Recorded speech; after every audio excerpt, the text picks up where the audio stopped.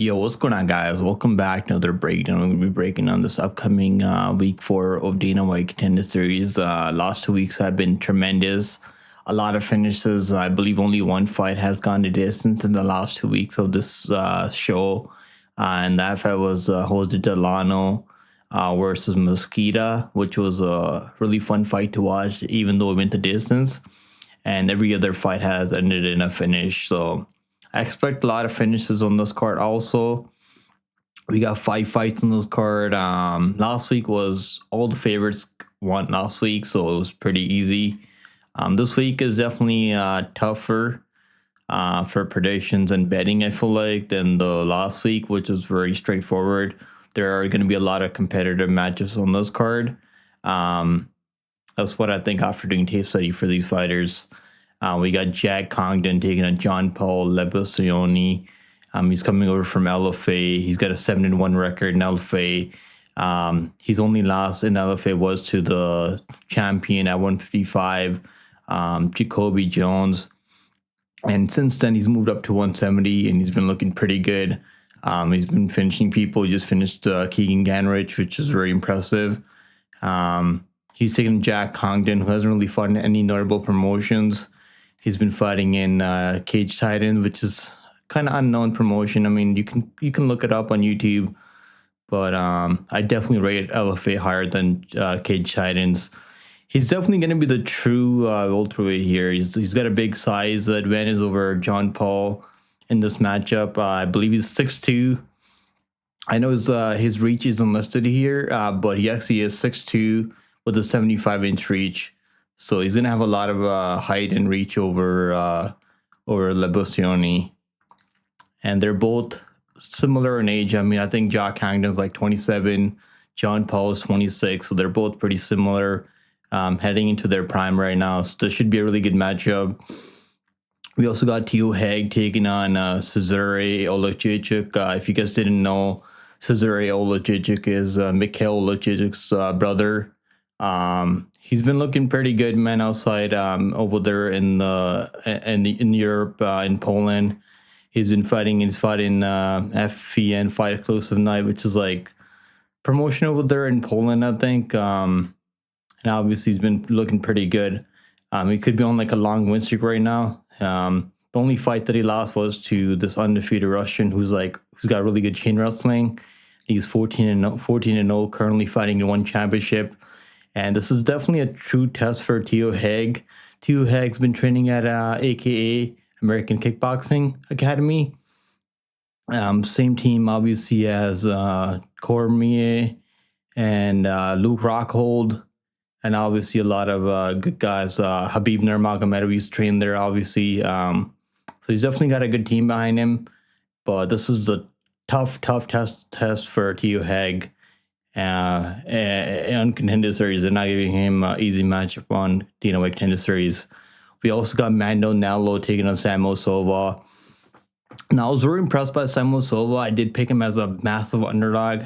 I told everyone in my Discord community to go bet him at plus 375. He went over there on short notice, took on George Hardwick. And if you guys know me, if you guys have been watching my breakdowns, you guys know how much I hate the Hardwick brothers. I'm not a fan of those guys over there. They're overrated. And he went out there and proved me right. Got the job done. Won the fight. Took the fight on short notice. It was a 5-round championship fight. Won the belt over there in Cage Warriors. Very impressive. And he's taking on Nallo, who obviously trains over there at TriStar in Montreal. He's one of my guys I live in Canada, right, obviously. So it's not an easy matchup for him, but he's a tricky guy to deal with. I mean, he doesn't fight that often. I believe his wife is a doctor, so he doesn't really need the money to fight that often. But this should be a good matchup, man. I'm happy that Nallo's getting this opportunity. He's a good athlete, obviously. Can grapple. He can strike. Kind of low volume. I don't really like watching him strike that much because he doesn't throw a lot. But I know Samuel Silva's going to bring that fight to him, so it should be entertaining. And obviously, Eduardo Henrique taking this fight on short notice. He just fought like a week ago, I believe, or like 2 weeks ago. He just fought in LFA like not even a week ago against Devin Lozay, who's another Canadian prospect. he knocked him out in the first round. Very impressive. And obviously, Daniel Cormier has been hyping up Eduardo Henrique. He's coming off some back-to-back first-round KOs. And he's nasty, man. He's got some nasty power for a flyweight. I'm really happy that he's getting this opportunity. And he's a champion over there in Nallo, obviously. So, huge opportunity for Henrique here. And he's taking Tuan Ho, who's coming back for his second time on the show. He took on John Kavanagh. He took on Lorna Kavanagh. I called him John Kavanagh. My bad. But yeah, he's taking on Lorna Kavanagh. He got knocked out in the first round against Lorna Kavanagh. I believe that was last year on Contender Series. So he's getting another opportunity here. Should be a good match. He's only 24 years old, 25. So he's still got a lot of time to get better, improve. But this is definitely not an easy matchup for him. Because I think before he had an easier matchup when he was supposed to fight Frank Silva, I guess he's a fighting nerds guy, but it was definitely going to be an easier matchup for him than Chaplin. But now he's taking on a guy who's probably has some of the most power for flyweight on the roster right now in the UFC.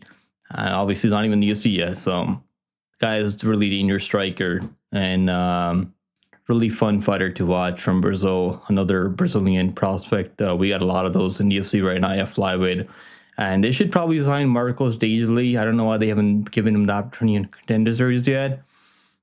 I know prior to his after he beat Jeff Neal, he told Dana White to go sign Marcos Daisley because Marcos Daisley is one of the most entertaining flyweights in the world right now. And he's a knockout artist, so hopefully they give him a chance on Contender Series or to bring him in on short notice for a fight. If any fights fall apart in the next upcoming weeks. Obviously, we got Tuan Ho's a MMA lab guy. He trains over there with I believe he trains over there with Tim Belch and Sean O'Malley and those guys. And obviously Tommy McMillen, another guy that they've been building up over there, MMA lab. Trains over there with Tim Welch. He's been with Sean O'Malley and those guys for a long time. Mario Batista, obviously all those guys. Marcus McGee. So he's definitely got some good training partners, and they've been building him up the right way. I guess they're trying to make him into the next Sean O'Malley, which could work maybe, but obviously I don't think his striking is as good as Sean O'Malley. He's more of a wrestler, grappler. This ain't such an easy matchup for him. I mean, he's supposed to fight. He was supposed to fight, I believe, last year against Austin Bassey, or maybe that was the year before that. That was bad. Yeah, that was last year, 2024, against Austin Bassey. And he pulled out. I guess he was injured. So now he's taking on. Now they're bringing him back this year. Take on David Mgoyan. He said he's not scared to fight anyone. So should be a good fight, man. Let's do the breakdown. Make sure you guys like the video, subscribe. I spent a lot of time doing research for these fights so we can pick some spots to bet on and make some money. If you guys do appreciate the grind, make sure you guys subscribe, like the video, and also join Discord. We have a really good Discord community, so make sure you guys join Discord. And we got no fights this week, obviously, other than Contender Series, other than Tony Ferguson fighting tomorrow, I believe, against Solid Pop. We've got Luke Rockhold fighting tomorrow. I'm probably gonna watch that fight, the main card. Yeah, we got fights on Tuesday, so I'm happy about this. I'm happy that we got Contender Series back finally. So it's gonna be time's gonna fly the next couple weeks. Let's do the breakdown. So we got Tommy McMillen taking on David Mgoyan. I am gonna pick David Mgoyan. Not that I think he's a lot better than Tommy McMillen. I just think he's got the better chain wrestling. McMillen's got good jiu-jitsu. He's obviously also got a wrestling background. But he's been doing this for a long time, and I believe he's been fighting. He's fighting amateurs for a long time, since he was 14 or 16 years old, 18 years old, I guess, when he competed in his first amateur fight. But it's been so long. He's been fighting for so long. Hasn't really faced any good opposition. Even his last fight, I guess that was a good test for him. But not really that great of opposition, but he's been finishing everyone in the first round, which was very impressive. All first round finishes. Never seen the second round. since he went pro. That's very impressive. That is very, very, very impressive. So he's been finishing these guys like he's supposed to, which is definitely a good look. But I believe like he's gonna have better jiu-jitsu than David. I'm not sure. I know David's gonna have the better wrestling, chain wrestling, and his striking really isn't all that bad. He's training over there with Armis Rukin. He's one of Armis Rukin's boys from Armenia. Trains over there, American Top Team, so he's been getting in good looks over there. Those guys always have really good game plans coming into their fights. I am gonna pick David Mgoyan. Does he finish him? He could finish him by ground and pound. He's got some vicious ground and pound, nasty elbows on the ground when he does get top position on you. And he can wrestle nonstop, man. His cardio is not an issue. He can go for like 7-8 takedowns in a fight. We haven't really seen him face anyone that can grapple like Tommy McMillen, so I guess we're gonna find out how good David Mgoyan's jiu-jitsu really is.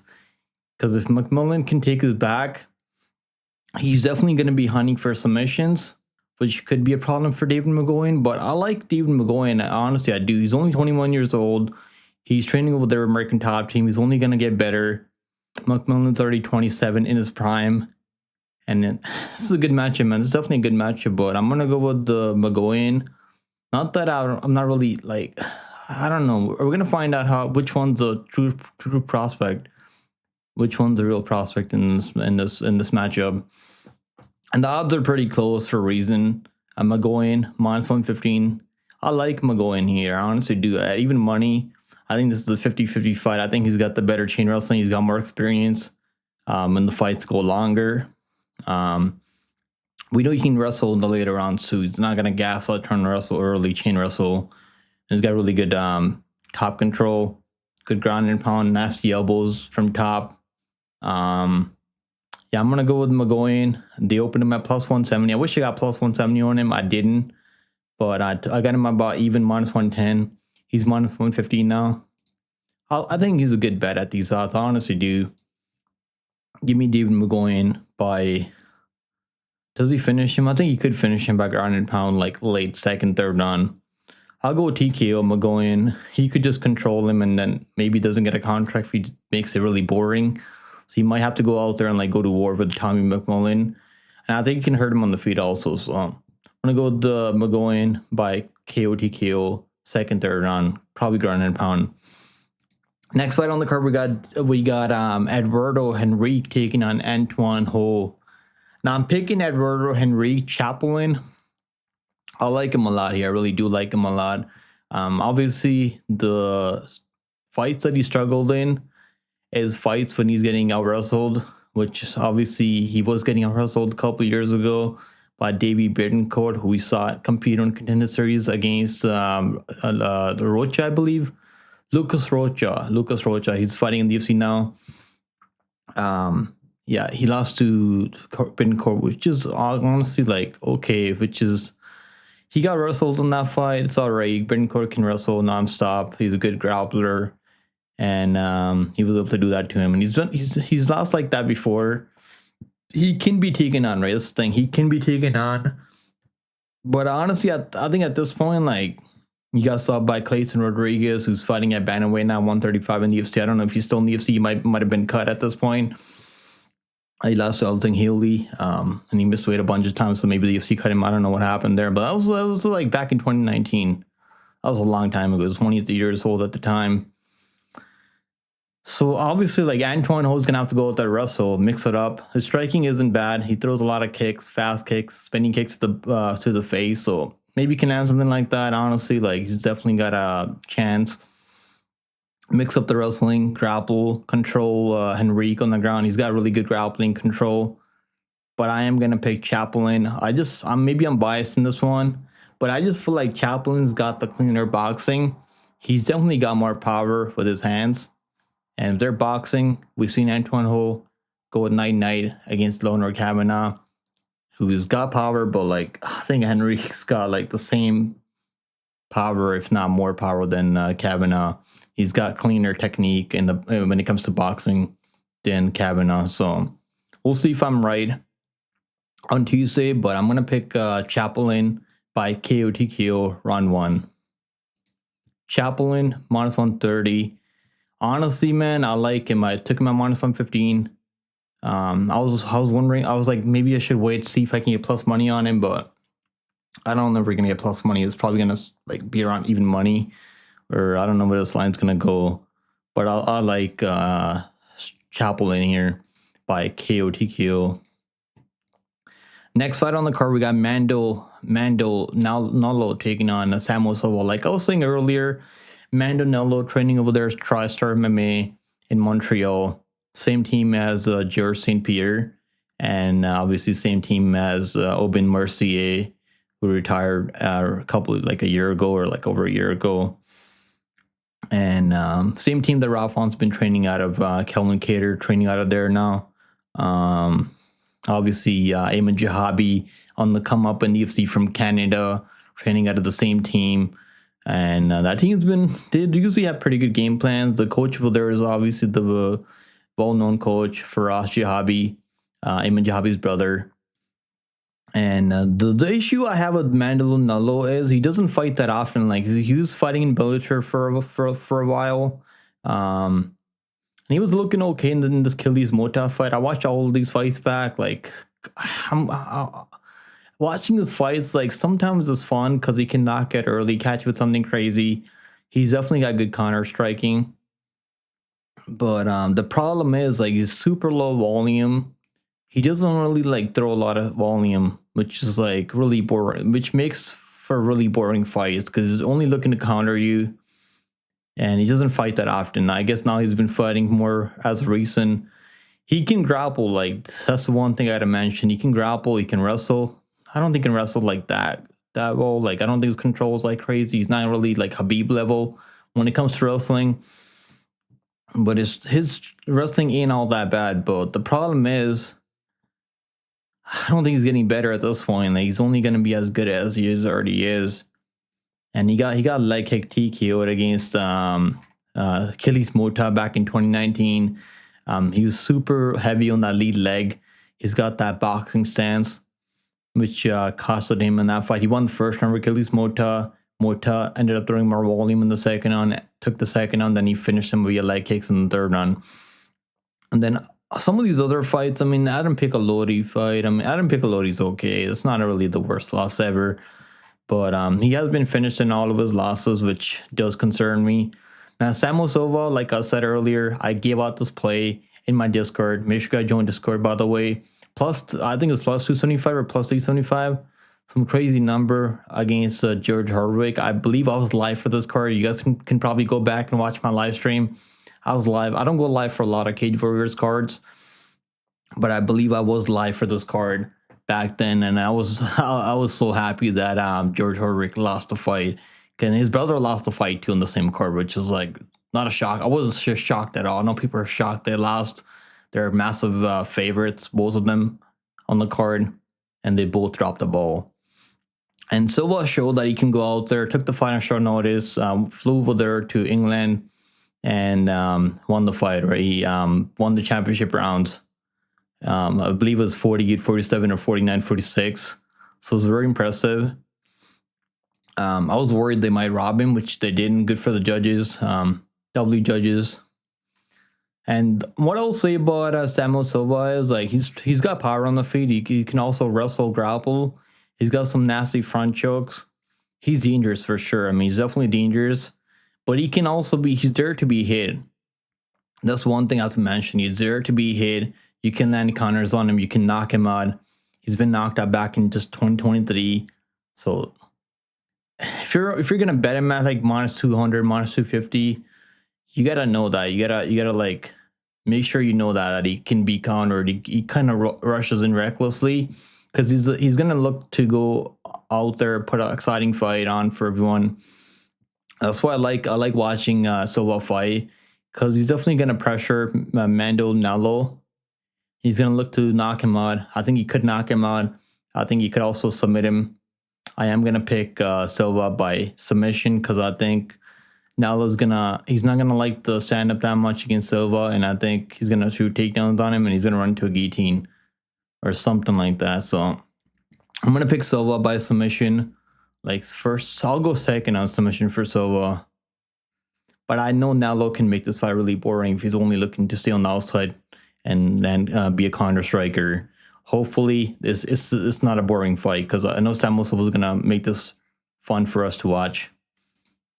Let's see what the odds are. -200 for Samuel Silva. He did open up at -300, so lines is kind of like -300 line was crazy because he was +300 underdog just in his last fight against George Hardwick. So him going from like +300 to -300 was kind of crazy within the fight. That was crazy market overcorrection.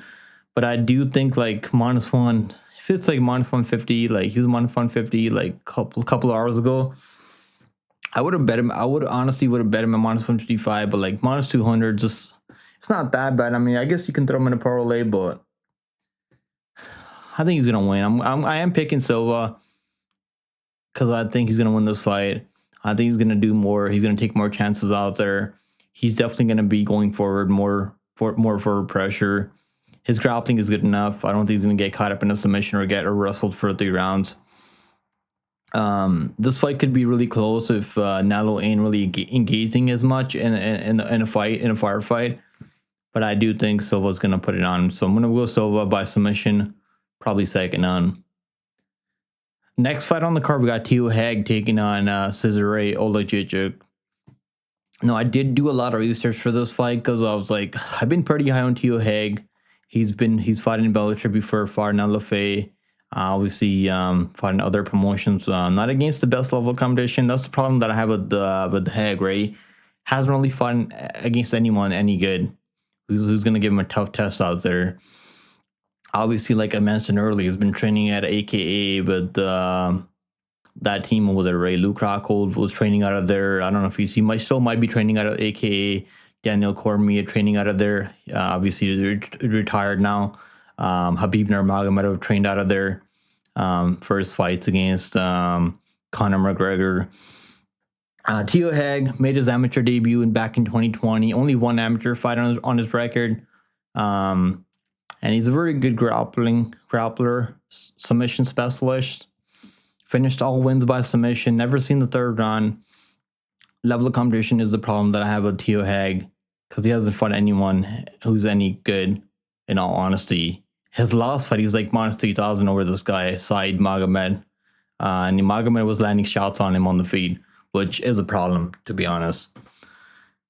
This fight's going to tell us how legit Haig is as a prospect, because this ain't an easy matchup for him, man. It's really not an easy matchup. I mean, Dana White ain't doing him any favors, the matchmakers. I mean, they're not giving him any easy freebies here, because Mikhail Oleksiejczuk's brother, Cesare Oleksiejczuk, he is 6'3" with a 79-inch reach. I mean, he's got a long fucking reach for him for his size.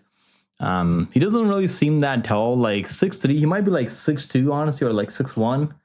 Because when you watch him fight, he doesn't seem that tall. Maybe his opponents are really tall, but he's gonna be the better striker. Like that's one thing I gotta like. Yeah, I'm sure you guys will find out when you watch tape on both of them. Oleksiejczuk is the much more dangerous striker. Nasty knockout power, nasty left straight, good boxing like his brother Mikhail Oleksiejczuk, good body shots, and he mixes up to the body and the head really well. And he's got good combinations when he's striking. He's been competing in MMA since he was 14 years old. I mean, Haig only went pro. His amateur fight was back in 2020. Like, that just goes to show, man. Like, Oleksiejczuk's been doing this for like 10 years. Over 10 years, since he's 14 years old. He's got a long amateur career. Really long amateur career. Fought a lot of guys. And he ain't really been taking easy matches either, right? And I think his wrestling is okay. Like, he was getting out wrestled against Ali Beg Rasulov, who's a much better wrestler than Haig. Does he have the same jiu-jitsu as Haig? Probably, maybe not. Maybe, I don't know. But I know for a fact that Rasulov is like a much better chain wrestler. He's 14-0 undefeated, more experienced, and Oleksiejczuk was still putting him in some dangerous submission attempts from off his back, which I hope he doesn't do that against Haig. It would probably give Haig those opportunities to get his back and get into a grappling exchange with him. So I hope he keeps it standing. And I think if he keeps it standing, he's going to knock him out. So I am going to pick Oleksiejczuk by KO TKO. If he plays it smart, I think he knocks him out on the feed. His cardio is okay. He's been 5 rounds multiple times in championship fights. He's been in high profile fights before. Obviously, he won the belt holder in FEN and defended the belt a couple of times. Yeah, give me Oleksiejczuk by KO TKO. I think this could look like a mismatch if Haig ain't getting that first round submission. Next fight on the card, we got John Paul Lebosnoyani taking on Jack Congdon.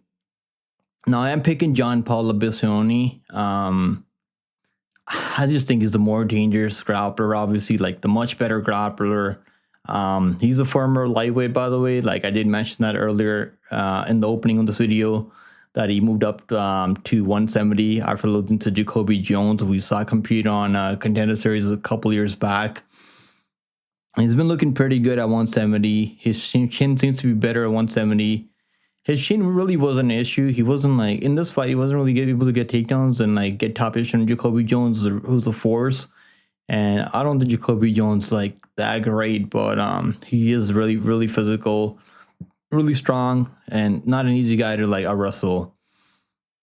And John Paul had a hard time, and he was staying in there, man. That was a kind of an early stop by the referee. Like his face was a bloody mess. I mean, I'm not saying his face was a bloody mess, because he was taking a lot of elbows when it came to ground and pound from Jacoby Jones. But he was staying in there, man. He wasn't giving up on himself in that fight. In this matchup, he's fought the better competition by a mile. The best guy that Jack Congdon fought was Jonathan Pearson, and Pearson just took him down every single round, completely dominated him, and eventually found that submission. And Jack Congdon had no clue how to defend takedowns in that fight, and that was only barely a year ago. I mean, that's not really the best look, right? Like I know Pearsman's probably one of the better wrestlers in that promotion. I mean, but like, come on, bro, you can't even defend one takedown in a round. You can't stay on your feet for a run. That's not really the best look. Now, what I gotta mention is, like, I think I might have mentioned this earlier in this video. He's gonna be the true welterweight here. Jack Congdon is 6'2", 6 feet 2 inches tall with a 75-inch reach. He might be 6'3". He's huge for the weight class. He's gonna be a lot bigger than John Paul Lebosnoyani, and that could be a problem, and definitely could be a problem if Lebosnoyani.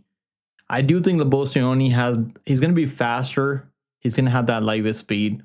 He's definitely got more power on the feet. Fought the better competition. Has better grappling. I mean, if he gets taken on Jack Congdon, I think he's going to submit him easily. And I hope he plays it smart. He might just want to go out there, bang it out on the feet. I still think he could hurt Jack Congdon on the feet. But I hope he plays it smart, grapples and finds a submission and gets that UFC contract. And so yeah, I'm gonna pick John Paul by submission. He could knock him out also, but I feel like if he plays this more, because Jack Congdon is 6'2", 6'3", might be 6'3", because he's a massive dude for the weight class, true welterweight.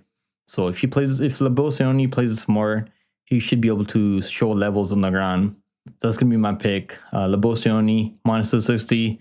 They opened him at minus 400, man. I mean, that's how much of a grappling advantage the bookies think he has, opening him at minus 400.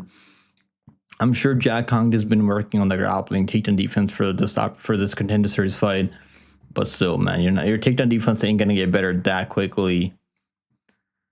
Yeah, give me Lebosnoyani by submission. I think he can win this fight. I mean, this fight goes a distance. I think he can even win on the feet. Lebosnoyani has nasty combinations in the pocket. He has a nasty uppercut. I could see him catching Jack Congdon with an uppercut down the pipe. So don't sleep on him completely when it comes to striking. Obviously, I'm picking him because of grappling, because jiu-jitsu's a lot better. Is this wrestling that much better? Probably not, but I know it's jiu-jitsu's a lot better than Jack Congdon. And that's the reason I'm going to pick him, and he's fought the better competition than Jack Congdon. So Lebosnoyani by submission is going to be the pick. So there you guys go, man. That's my full card breakdown for Contender Series. I wanted to get this out earlier because I already did tape study for this card like couple days back. This week, I believe I was doing tape study on Tuesday and like Tuesday, Monday. I really hope none of these fights get canceled now. Let's pray to God that doesn't happen. And let's see how we do on this card. Because so far this season we're 14-1. In the last 3 weeks, we only got one pick wrong. So we'll see if we can sweep another card, because we swept 2 out of 3 cards in the last 2 weeks. We sweep week 1. We sweep week 2. Only got one pick wrong on the week 2 of this show. So John Paul Lebosnoyani submission, Cesare Oleksiejczuk KO Samuel Silva submission, and I'll go Henrique KO David Mgoyan KO. So there you guys go. Let me know what you guys think about the predictions on this for these fights. Do you guys agree, disagree? Are you guys picking some of these other guys? And let me know what you guys think in the chat. And I'll see you guys in the next one. I gotta go upload this now.